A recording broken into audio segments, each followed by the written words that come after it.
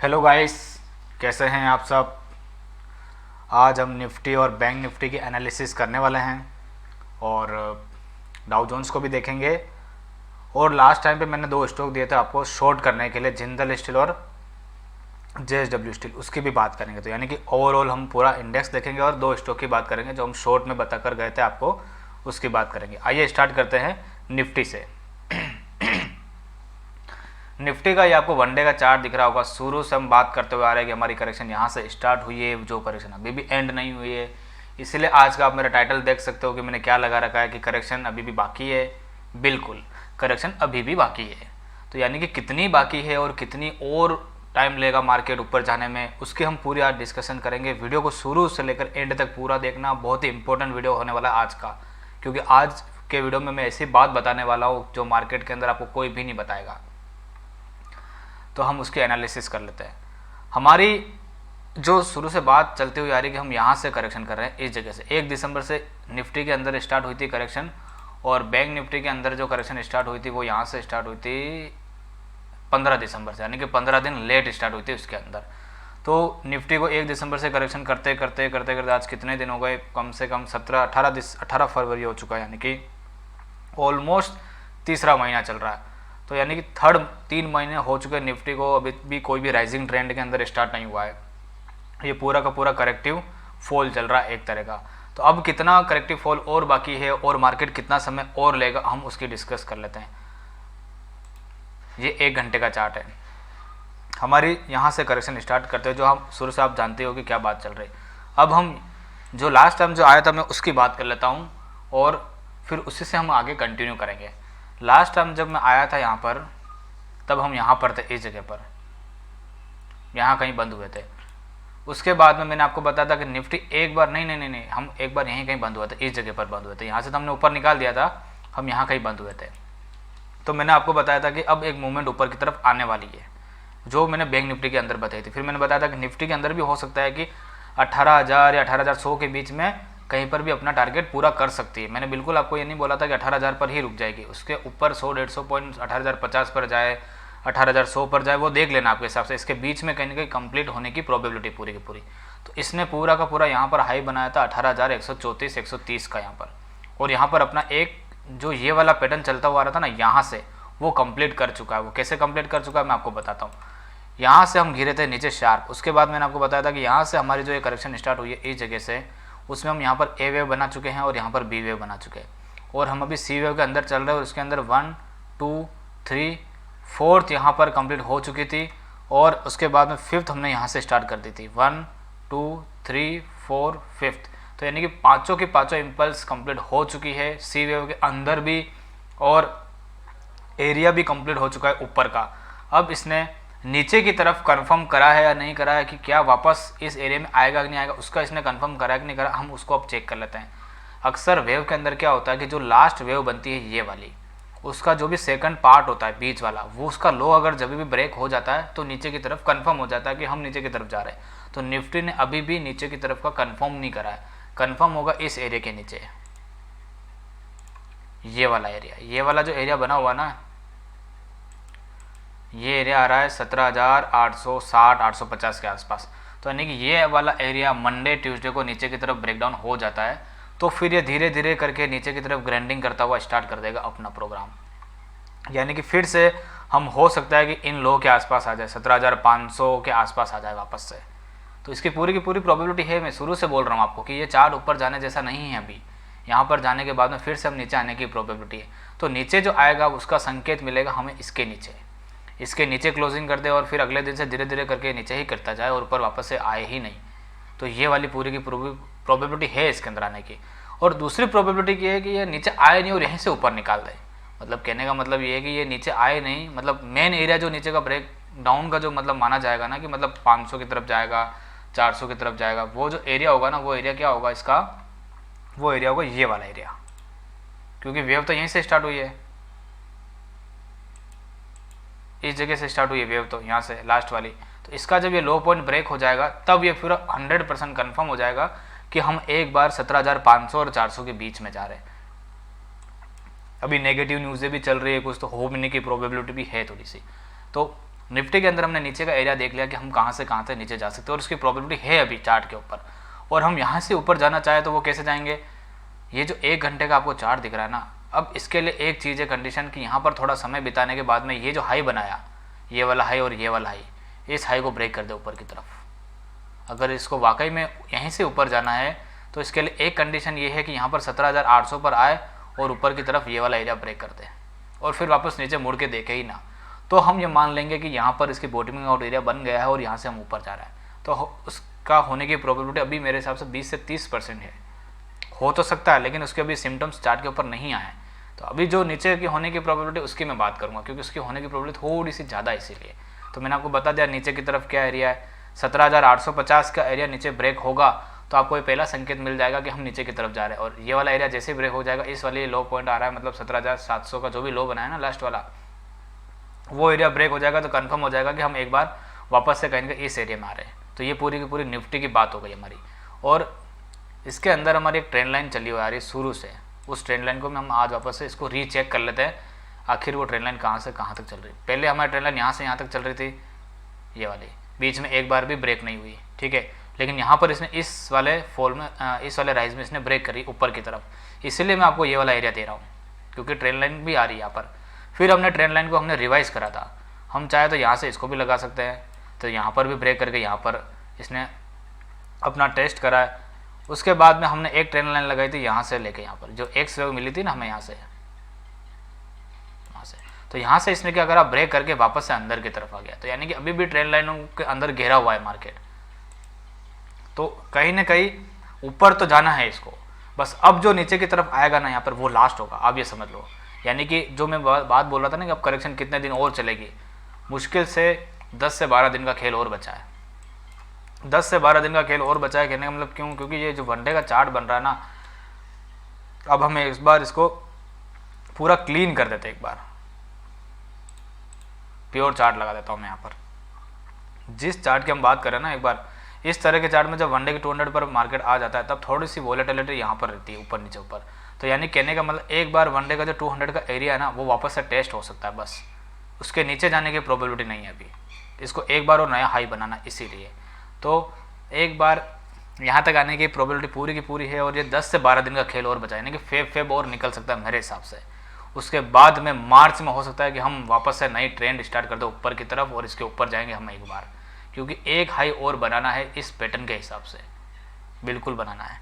तो ये पूरी की पूरी निफ्टी की एनालिसिस हो गई। करेक्शन जो अब बची ना, मेरे हिसाब से 10 से 12 दिन की और बची है लास्ट, उसके बाद में फिर हम ऊपर निकलने की पूरी प्रोबेबिलिटी है। अब हम बात कर लेते हैं बैंक निफ्टी की। हमने इतनी देर तक निफ्टी की बात करी, अब हम थोड़ी सी बैंक निफ्टी की बात कर लेते हैं। बैंक निफ्टी में करेक्शन यहाँ से स्टार्ट हुई थी, इस जगह से 15 दिसंबर से, जो कि अभी तक चल रही है। और इसके अंदर भी हमारी एक ट्रेंड लाइन खींची हुई थी यहाँ से यहाँ तक, ये वाली ट्रेंड लाइन, ये तो बिल्कुल भी आया ही नहीं इसके पास अभी भी। अब हम 1 घंटे का चार्ट देख लेते हैं, इसको एक काम करते हैं 15 मिनट का कर लेते हैं।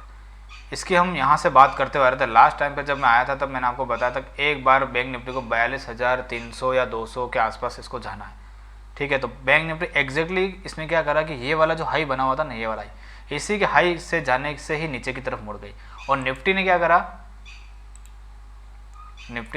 कि ये वाला जो हाई था इसके थोड़ा सा ऊपर गई।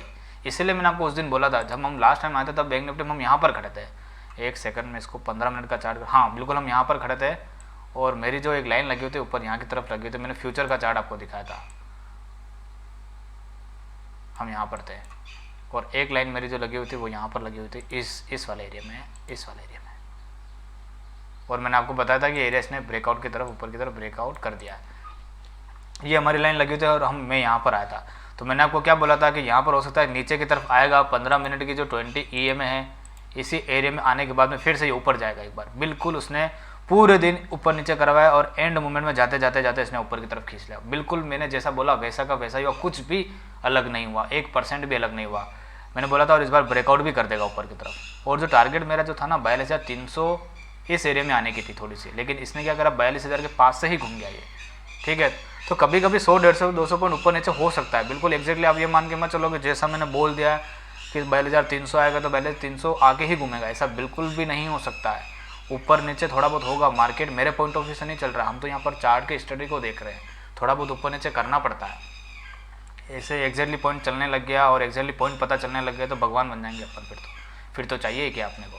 तो इसीलिए यहाँ पर जो इसकी ये करेक्शन ख़त्म हुई थी इस जगह पर, इसकी वो एंड हो चुकी है। और इसके अंदर हमारी यहाँ से ए वेव थी और ये बी वेव थी, उसके अंदर हमने यहाँ पर ए वेव बनाई थी, यहाँ पर बी वेव बनाई थी, और सी वेव के अंदर हम यहाँ पर 1 2 3 और ये पूरी की पूरी 4th वेव थी जो यहाँ पर एंड हुई थी इस जगह पर। मैंने आपको उसी दिन बताया था। और उसके बाद में 5th वेव यहाँ से स्टार्ट हुई थी, 1 2 3 4 5th। तो यानी कि पूरी की पूरी पांचों इम्पल्स यहाँ पर कंप्लीट होकर इस जगह से सी वेव के अंदर पूरा पैटर्न कंप्लीट हो चुका है ऊपर की तरफ। अब हम वापस से नीचे की तरफ आ चुके हैं और इसने तो इंडेक्स ने कंफर्म कर दिया बैंक निफ्टी ने नीचे की तरफ आने का। तो यानी कि शोर शराबा हो रहा है दिन के अंदर, यहाँ पर एक पंछियाँ इतने परेशान कर रही है। ऑफिस के अंदर बैठ के वीडियो बना रहा हूँ फिर भी यहाँ पर बाहर चिल्ला चोट हो रही है यहाँ पर। तो सी वेव हमारा यहाँ पर कंप्लीट हो चुका था। उसके बाद में इसने ये वाला जो एरिया ना, ये वाला एरिया, ये फ्राइडे के दिन नीचे की तरफ ब्रेक कर दिया। अब हम इस लाइन को हटा देते हैं क्योंकि अब हमारा इस लाइन का लेना देना कुछ है ही नहीं।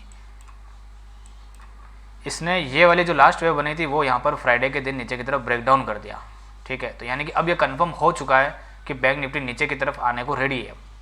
तो यानी ये पूरी की पूरी वेव यहाँ पर कैंसिल हो गई है, पूरी की पूरी। और यहाँ पर होने की पूरी प्रोबेबिलिटी थी, यहाँ नहीं होती तो 200 पॉइंट ऊपर जाके फिर होती, ये तो होना ही था इसके अंदर। मैं शुरू से बात बोलता हूँ कि यार हम एक बार वापस से नीचे जाएंगे, तो ये बैंक निफ्टी ने कंफर्म कर दिया नीचे की तरफ। अब हमें क्या करना है, अब हमें बैंक निफ्टी में शॉर्ट करते हुए चलना है, सिंपल सी कहानी है। उसके लिए हमारे स्टॉप लॉस क्या बनेंगे, मैं आपको स्टॉप लॉस बता देता हूँ, टारगेट क्या बनेंगे वो भी बता देता हूँ, ये वाला। यानी कि आपका पहला फाइनल जो स्टॉप लॉस है ना वो ये वाला एरिया है जहाँ से हम नीचे की तरफ ब्रेक डाउन करा है। यानी कि लेवल क्या आ रहा है, 41,000, 450 और 500 के बीच में 50% की रिट्रेसमेंट। ज़्यादा से ज़्यादा अगर बाउंस बैक आ जाता है तो यहाँ तक आ जाएगा 41,560, इससे ज़्यादा ऊपर जाने की प्रॉबिलिटी बिल्कुल भी नहीं है। तो यानी कि पहला जो स्टॉप लगेगा वो लगेगा 38% की रिट्रेसमेंट पर, यानी कि कितना आ रहा है 41,300। दूसरा जो स्टॉप लगेगा वो वहाँ पर कहाँ पर आ रहा है 41,500। यानी कि ये दोनों आपके स्टॉप लॉस है, बेचते हुए चलना है। अब आपको बेचना ही है, ये आपके स्टॉप लॉस है क्योंकि यहाँ पर ये मूवमेंट कैंसिल हो गई अब, ठीक है। तो हर बाउंस बैक में आपको बेचना है नीचे की तरफ, यहाँ पर इस एरिया में आपको बेचते हुए चलना है। हो सकता है कि यहाँ जाए ही नहीं और यहीं से गिर जाए नीचे की तरफ, तो आपको क्लोजली देखते हुए रहना है कि 41,300 और 41,500 आपके फाइनल स्टॉप लॉस है। और हो सकता है जहाँ पर जो बंद करके गया ना यहीं से नीचे की तरफ नीचे गिरना स्टार्ट कर दे। मंडे को मुझे ऐसा लगता है कि थोड़ा सा हाफ सेशन तक साइडवेज रहने की प्रोबेबिलिटी है चार्ट के देखते हुए, क्योंकि यहाँ पर 1,000 पॉइंट का फॉल आ चुका इसीलिए। तो थोड़ा सा यहाँ पर ग्राइंडिंग करता करता धीरे धीरे यहाँ तक जाए और फिर से नीचे की तरफ तोड़ना स्टार्ट कर दे। तो मंडे को हो सकता है हाफ सेशन तक या फिर पूरा मंडे साइडवेज रह जाए, इसकी भी पूरी की पूरी प्रोबेबिलिटी है। लेकिन ट्यूसडे को फिर से नीचे की तरफ गिर सकता है। और अब नीचे की तरफ जो मैं टारगेट आपको दे देता हूँ वो टारगेट है मेरे वाले, पहला जो टारगेट आएगा वो ये वाला आएगा 40,000। यानी कि अभी हम कहाँ पर खड़े हैं 41,100 पर, 40,000 पॉइंट का फॉल मेरे सामने सीधा खड़ा हुआ है। अगर यहाँ से बाउंस बैक आ जाएगा तो वो फॉल मेरे लिए 1,500 पॉइंट का हो जाएगा। तो यानी कि ये टारगेट तो आपके लिए पूरा का पूरा खुल चुका है, तब तक खुल चुका है जब तक ये मतलब बैंक निफ्टी इसके ऊपर आके 2-3 दिन नहीं रुक जाती तब तक। तो इसको शॉर्ट करते हुए चलना है बैंक निफ्टी का। और ये वाला टारगेट पूरा खुल चुका है अपने लिए 40,000, इसके नीचे भी जा सकता है लेकिन मेरा पहला टारगेट यही है। यहाँ पर मैं बुक करूँगा प्रॉफिट अपना अगर यहाँ पर मैं शॉर्ट करता हूँ तो, ठीक है। तो ये पूरी की पूरी बैंक निफ्टी की एनालिसिस हो गई। अब मैं आपको एक चीज़ बताता हूँ कि यहाँ पर आने में कितना समय लगेगा। हम एक बार सारा ये हटा देते हैं, सिर्फ 2 लाइनें खींचेंगे यहाँ पर। आज थोड़ा सा वक्त ले रहा हूँ मैंने, लेकिन आपको क्या बोला था मैं बहुत अच्छी चीज़ें बताऊँगा आपको। यहाँ पर एक लाइन मेरी यहाँ पर रहेगी और दूसरी लाइन जहाँ पर मेरा टारगेट है वहाँ पर रहेगा 40,000 के आसपास। अब मैं इसको वनडे का चार्ट करना चाहूँगा। वनडे में आप ध्यान से देखोगे तो यहाँ से ऊपर जाना हम स्टार्ट हो गए। तो यहाँ पर कितनी कैंडल बनी थी 1 2 3 4 5 6 7 8 9 10 कैंडल में हम ऊपर आए थे और यहाँ से हमने नीचे की तरफ आना स्टार्ट कर दिया। तो यानी कि 10 कैंडल में हम नीचे ऊपर गए थे। तो अब जो है ना इससे कम समय लगेगा, यानी कि 10 कैंडल से कम समय में हम यहाँ पर आएंगे। सिंपल सी कहानी ये, 9 कैंडल में आ सकते हैं, 5 कैंडल में आ सकते हैं, 4 कैंडल में आ सकते हैं, 3 कैंडल में आ सकते हैं, 6 कैंडल में आ सकते हैं, उस तरह से। अब यहाँ से स्पीड नहीं आएगी। इसका एक कारण ये है कि वनडे की 200 के पास जब भी प्राइस आ जाता है ना तो स्पीड इतनी नहीं होती है। यहाँ से स्पीड में इसलिए टूटे थे क्योंकि 20-50 EMA यहीं थी और सीधा 200 यहाँ आ रहा था। तो सीधा हम यहाँ पर आ गए, इतना फॉल 3 दिन में दे दिया। लेकिन यहाँ पर अब क्या पास में आ चुके हैं, तो हो सकता है कि 4-5 दिन का समय ले ले यहाँ पर आने में, लेकिन ये जितनी 10 कैंडल बनी ना उससे कम समय में यहाँ पर आएगा। तो उस हिसाब से एक्सपायरी में काम करना, ठीक है। ऐसा ना हो कि 1-2 दिन यहीं खड़ा हो जाए और आपके एक्सपायरी में वीकली ले लो और फिर बाद में टूटे और आपका प्रीमियम ही खत्म हो जाए। तो थोड़ा सा दूर का लेकर काम करना, लेकिन यहाँ तक तो एक बार आएगा ही आएगा। ये चार्ट क्लियर बोल चुका है अब इसके अंदर किंतु परंतु वाली कोई बात है ही नहीं। बस आपको स्टॉप लॉस को फॉलो करना है। क्या स्टॉप लॉस फॉलो करना है? 41,500 का। ये पूरी की पूरी बैंक निफ्टी की एनालिसिस हो गई और मैंने आपको टारगेट भी बता दिया और कितने टाइम में आएगा वो भी बता दिया मैंने आपको। तो ये पूरे दोनों इंडेक्स के एनालिसिस हो। फटाफट से हम एक बार स्टॉक देख लेते हैं। जिंदल स्टील की हम शुरू से बात करते हुए आ रहे थे और मैंने आपको ये शॉर्ट के अंदर स्टॉक दिया था। मैंने जब लास्ट टाइम आया था तब मैंने आपको यहाँ पर इसको शॉर्ट के लिए कहा था और मैंने आपको स्टॉप लॉस दिया था 600 के और ये वाले एरिया। तो हुआ क्या, कहीं पर भी नहीं गया, ना तो नीचे गया ना ऊपर गया। पूरा वीक इसने यहीं पर कंसोलिडेट करते हुए यहाँ पर निकाल दिया। और ऊपर की तरफ मैंने आपको बोला था 600 के ऊपर चला जाए तो रुक जाना, एक बार शॉर्ट मत करना। फ्राइडे के दिन ऊपर गया लेकिन वापस से नीचे आ गया। तो और 1 घंटे के अंदर इसने आपको कितनी प्यारी सी शूटिंग स्टार कैंडल बना रखी, बहुत ही गजब की कैंडल। मतलब आपको आंख बंद करके इसको शॉर्ट कर देना है। मजाक कर रहा हूँ, आंख बंद करके शॉर्ट मत करना। 1 घंटे के अंदर शूटिंग स्टार बना हुआ। अब इसका जो मैंने हमारे टेक्निकल के अंदर सिखा रखा है कि इसकी जितनी शेडो होती है उस हिसाब से इसका 2 से 3 टाइम्स टारगेट होता है। तो यानी कि अगर मैं इसको चेक कर लूँ एक बार, यहाँ पर इसका हाई कितना बना हुआ है 608 का और इसका गैप बना हुआ है 597। तो यानी कि 10, तो 10 का अगर 2 गुना देखो तो 20, तो 20 रुपये तक टारगेट मेरे को इसके लो पॉइंट के नीचे दिख रहा है। यानी कि 595 से यानी कि 575 तो मेरे को पहला टारगेट दिख रहा है, यानी कि ये वाला यहाँ पर जाके ही रुकेगा। यानी कि यहाँ से इसको मैं शॉर्ट करता हूँ तो पहला टारगेट मेरे लिए 575 हो गया। लेकिन अब मैं आपको इसके अंदर पूरी पिक्चर बताता हूँ। 1 डे के अंदर भी इसने कंफर्म कर दिया बेयरिश कैंडल बनाकर। तो यानी कि यहाँ से नीचे टूटने की पूरी अब प्रोबेबिलिटी बन चुकी है। अब मैंने आपको शुरू से बोला था तो ये सेकंड वेव की प्रॉपर्टी है, इसको ऊपर नहीं जाना चाहिए ज़्यादा, इसलिए यहाँ पर ये टिका ही नहीं। अगर जाना होता ना यहाँ पर टिकता जरूर। ये 15 मिनट का चार्ट दिखा देता हूँ मैं आपको। ये देखो यहाँ पर एक कैंडल बने और फिर से अंदर की तरफ आ गया। तो इसको शॉर्ट ही करना है अभी तक और इसका पूरा पैटर्न यहाँ पर कंप्लीट हो गया। ABC करके यहाँ पर कंप्लीट हो गया। इसकी मैं आपको एक बार रिट्रेसमेंट दिखा देता हूँ। ये देखो 78 जाके इसने मारी। 62 से पलटना था लेकिन इसने थोड़ा सा ऊपर जाके मार दिया, ठीक है। तो यानी कि 78 से जाके इसने नीचे की तरफ मार दिया। तो इसकी यानी कि सेकंड वेव यहाँ पर कंप्लीट हुई है और थर्ड वेव की तरफ यहाँ से। इसका मतलब पहला जो टारगेट है ना वो आएगा आपके लिए टारगेट ये जो एरिया है इसके नीचे यहाँ कहीं पे 540 और 525 इसके आसपास। ये फर्स्ट वेव है इसकी, ये सेकंड वेव है। यहाँ पर इसका पहला टारगेट आएगा 540 और अब आपका स्टॉप लॉस क्या है, ये वाला एरिया फाइनल 608। ये आपका फाइनल स्टॉप लॉस है। सिंपल सी बात है, इसके अंदर कोई नई बात ही नहीं है। ये शूटिंग स्टार, इसका हाई पॉइंट आपका फाइनल स्टॉप लॉस है। आपके नीचे के टारगेट मैंने आपको बता दिया है। पहला टारगेट आपका यहाँ पर लगेगा 575 पे, फिर धीरे धीरे करके यहाँ पर ये 540 और ये 500 इसके आसपास इसको आना है एक बार। तो ये पूरा जिंदल स्टील हो गया। अब हम JSW स्टील को देख लेते हैं एक बार। JSW स्टील इसकी यहाँ पर फर्स्ट, सेकंड, थर्ड, ये फोर्थ वेव के अंदर काम करा। इसके अंदर अभी नीचे जाने की प्रोबेबिलिटी अभी भी स्टार्ट नहीं हुई है। जाएगा तो है नीचे, लेकिन इसने भी कंफर्म नहीं करा। तो जिंदल हमारे लिए शॉर्ट में बना हुआ है, ये भी तो जाएगा इसके आसपास से कहीं ना कहीं जाएगा। यहाँ से ये वाला टारगेट है इसका, इस लो के नीचे नया लो बनेगा। यानी कि 689, 685, 670 के आसपास नीचे लो बनेगा 1 डे की 200 के आसपास। तो इसको भी आप शॉर्ट करते हुए चल सकते हो। और इसके अंदर अभी जो फिलहाल स्टॉप लॉस मुझे दिख रहा है वो ये वाला एरिया दिख रहा है, ये वाला एरिया। यानी कि 740 के आसपास, 740 के आसपास इसको शॉर्ट करते हुए चलिए और नीचे की तरफ इसका टारगेट है। तो ये पूरी की पूरी हमने एनालिसिस कर ली दोनों स्टॉक की। अब हम एक बार डाउ जोन्स को भी लास्ट देख ही लेते हैं और फिर हम इसको अपना आज का वाइंड अप करेंगे। ये पूरा डाउ जोन्स से अगर इस तरह की करेक्शन आपके सामने आ जाए तो आप क्या करोगे? जो अभी अपने इंडेक्स में चल रहे ना वो तो बहुत ठीक है, इतना भी परेशान होने वाली नहीं है। लेकिन अगर इस तरह की करेक्शन आ गई तो आप क्या करोगे? कहीं जा ही नहीं रहा है। इसने यहाँ पर ये 3 कैंडल बनी थी, उस 3 कैंडल को रिट्रेस करते करते इसको कितने दिन होगा यहाँ पर। आप इस तरह की अगर करेक्शन सामने आ गई ना 3 वीक होगा इसको। यहाँ पर ये कैंडल बनी थी 1, 2, 3, 1 महीना हो गया इसको। यहाँ पर ना तो नीचे जाता ना ऊपर जाता, ना नीचे जाता ना ऊपर जाता। ये होती है इस तरह की करेक्शन है बीच बीच में, कभी मूवमेंट बड़ा आ जाता है तब। क्योंकि डाउ जोन्स को भी एक बार यहाँ पर अपनी करेक्शन एंड करने के बाद में नया हाई के पास जाना है इसके आसपास, और हम जाएंगे 20 से 21 हज़ार के आसपास एक बार। तो इसको हाई के आसपास जाएगा तो हम भी 20 से 21 हज़ार के आसपास जाएंगे। तो इसीलिए क्या है कि बड़ी चाल लेने से पहले रेस्ट कर रहे हैं, आपको बाहर कर रहे हैं। ये आप समझने की कोशिश करो, नीचे नहीं जाएगा बाजार, ऊपर जाएगा। ये ऊपर जाने की प्रोबेबिलिटी 70-80% है। इसीलिए क्योंकि यहाँ पर इसकी एक मूवमेंट बनेगी ना ए बी सी करके, क्योंकि अगर ये मान लो एक करेक्शन खत्म भी हुई है तो करेक्टिव राइज भी ऊपर जाना है, तो भी एक बार तो यहाँ जाने के बाद फ्लैट करेक्शन करेगा ये पूरी। अगर ए वेव यहाँ पर कंप्लीट होती है तो बी वेव यहाँ पर कंप्लीट होगी, फिर सी वेव वापस से नीचे आएगा। लेकिन एक बार तो मूवमेंट ऊपर की बची हुई है ना, वो जब तक पूरी नहीं होगी तो नीचे कैसे आ जाएगा, यहाँ से नीचे नहीं आएगा, ये ऊपर जाने के बाद में फिर से नीचे आएगा। ये जो रिसेशन की बात करें ना, उससे पहले तो बाजार ऊपर चला जाएगा, और जब सब कुछ सही होने लगेगा ना तो बाजार नीचे आने लग जाएगा। ये ऐसे ही चलता है, लोगों को खबर पड़ती नहीं है, कुछ नवरी बातें करते हैं रिसेशन की, फालतू की बातें सब। चार्ट क्या बोल रहा है उनको तो खबर ही नहीं है, रिसेशन आ जाएगा, जॉबलेस हो जाएगी, वो हो जाएगा, फलाना ढींकला। अबे तुम्हारा चार्ट तो देखो, चार्ट तो कह रहा है कि मैं ऊपर जाऊँगा, 15,000 से तुम्हारे सामने 19,000 आ गया, 19,000 से वापस करेक्शन जाने के बाद 20,000 21,000 भी आएगा, तुम कुछ नहीं कर पाओगे। रिसेशन ही रोते रहना खाली बस।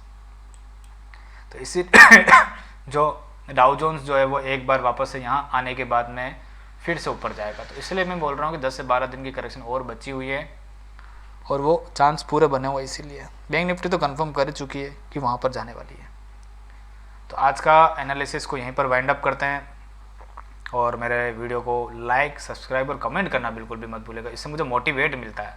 मैं अच्छे एनालिसिस और डालूंगा आपके लिए, फिर बहुत ही गजब की। अब एक मैं नया वीडियो डालने वाला हूँ, गोल्ड का वीडियो भी बनाऊंगा, आप देख लेना उसको भी। फिर हो सकता है कि मेरा गोल्ड का वीडियो कल पहले गोल्ड का वीडियो आ जाए, या फिर बाद में, ऐसा ऊपर नीचे हो सकता है, वो देख लूँगा मैं। उसके ऊपर भी एनालिसिस करेंगे कि गोल्ड कितना ऊपर जाएगा कितना नहीं जाएगा, उसकी भी बात करूँगा मैं, वीडियो बनाऊँगा अच्छे से उसकी भी। तो आज के एनालिसिस को यहीं पर वाइंड अप करते हैं, फिर मिलते हैं नेक्स्ट वीडियो में। Thank you so much.